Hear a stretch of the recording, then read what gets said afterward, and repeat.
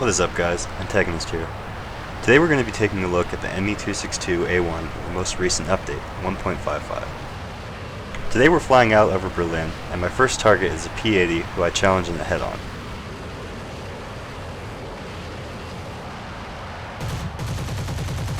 He makes the smart move pulling away from my 430mm. Since the P-80 zoomed away, I set my sights on the F8F.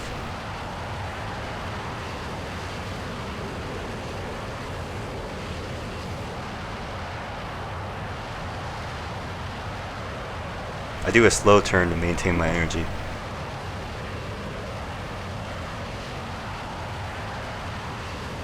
Because of my slow turn, I'm easily able to catch up with him, even though he had the altitude advantage.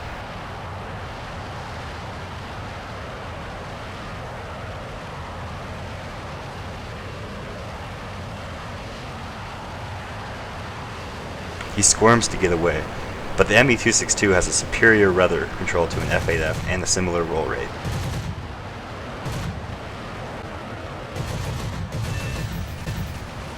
If you ever find yourself in a maneuverable but slow responding plane like the Bearcat series, the best move is to cut speed and implement as tight as possible, making a rudder turn at the last possible second to throw off the faster jet. Now here comes a jet that's bound to give me trouble. I've just blown a ton of speed killing that Bearcat, and the P-80 is doing at least 100 kph faster than me. My only option to get guns on him is to lure him into a rolling scissors.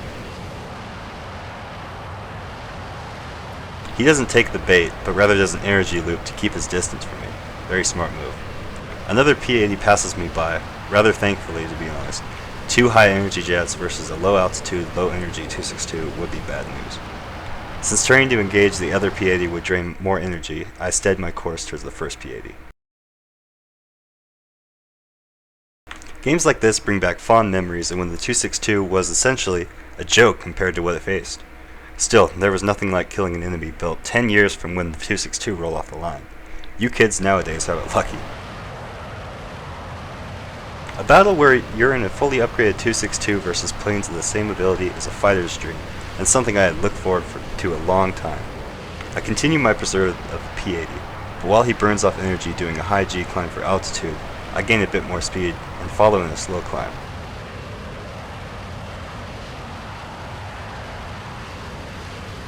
This P-80 in front of me seems to be moderately upgraded, but not fully, definitely.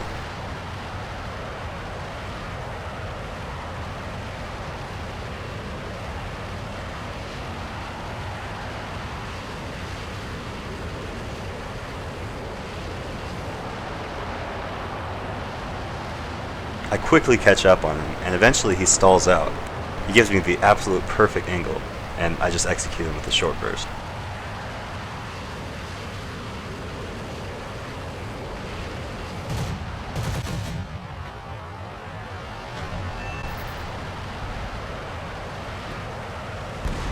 With the P-80 out of the way, I set my sights on the closest enemy. Usually I never go after AI as a rule of thumb, but since the AI is on the way to an enemy, I decided to execute him for some easy XP. Plus I have a lot of cannon ammo left. Since my last Me262 video, I've reinstalled War Thunder and lost all my custom skins. The skin you see now is NOA's JG7 camo, which is purchasable in-game. It's really great looking. I was glad to see this skin implemented officially. While we're waiting for a target, I'd like to discuss the thermodynamic system. I have some mixed feelings about it, especially when it came out. For some props such as the 109 G10, you can't climb more than 2,000 meters without overheating. This isn't exactly historically correct, and I really hope guys should continue to work on ironing the kinks out. It would be a great addition to the game to have an accurate overheating system.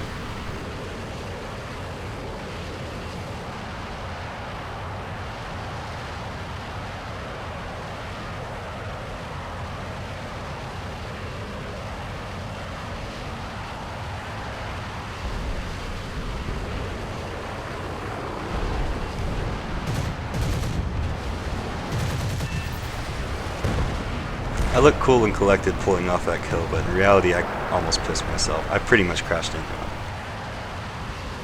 With the last enemy out of the way, I set my sights on the Yak-17, the last enemy of the battle.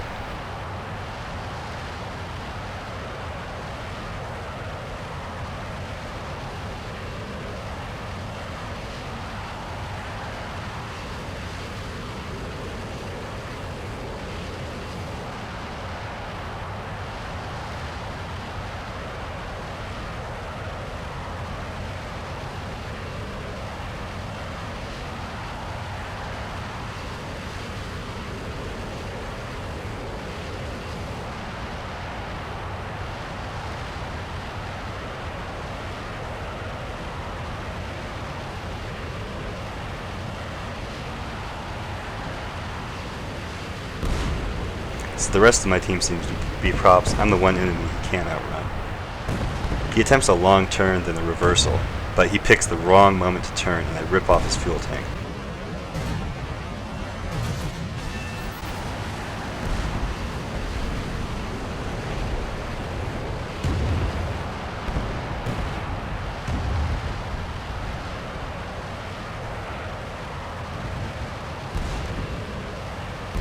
And with that final kill, the game is over, and my love for the 262 is rekindled anew.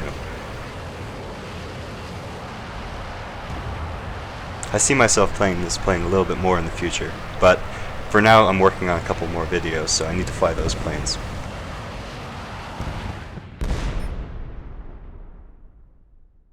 For all that work, the results I get seem to come a bit short.